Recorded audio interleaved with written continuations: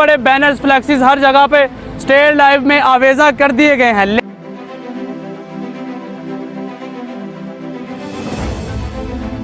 इन सब में welfare group कहाँ पे है? कि वेलफेयर ग्रुप को कोई जानता भी है या नहीं, या इस ग्रुप की कोई अहमियत state life cooperative housing society में है भी या नहीं।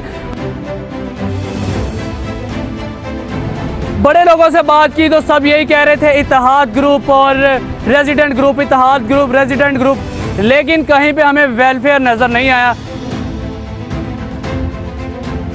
अभी तो फिलहाल हम जो बड़े ग्रुप्स देख रहे हैं वो इत्तेहाद और दूसरा रेजिडेंट ग्रुप है।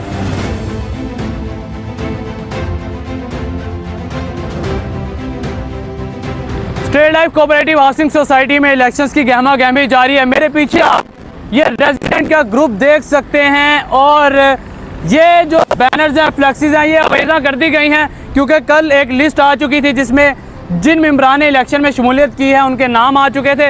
ये आप इत्तेहाद ग्रुप का पोस्टर देख सकते हैं, बैनर देख सकते हैं, बड़े बड़े बैनर्स फ्लैक्सीज हर जगह पे स्टेट लाइव में आवेजा कर दिए गए हैं, लेकिन इन सब में वेलफेयर ग्रुप कहाँ पे है?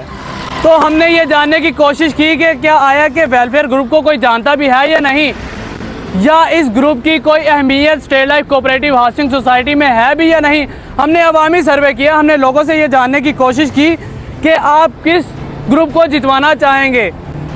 बड़े लोगों से बात की तो सब यही कह रहे थे इत्तेहाद ग्रुप और resident group, Etihad group, resident group, लेकिन कहीं पे हमें वेलफेयर नज़र नहीं आया।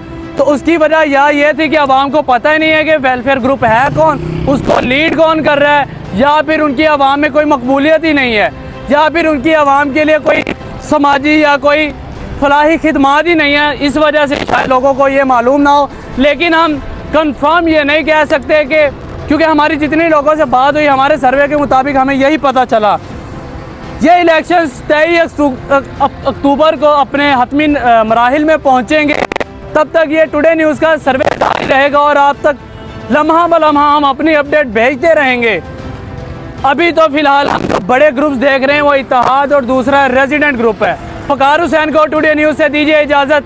अल्लाह हाफिज़।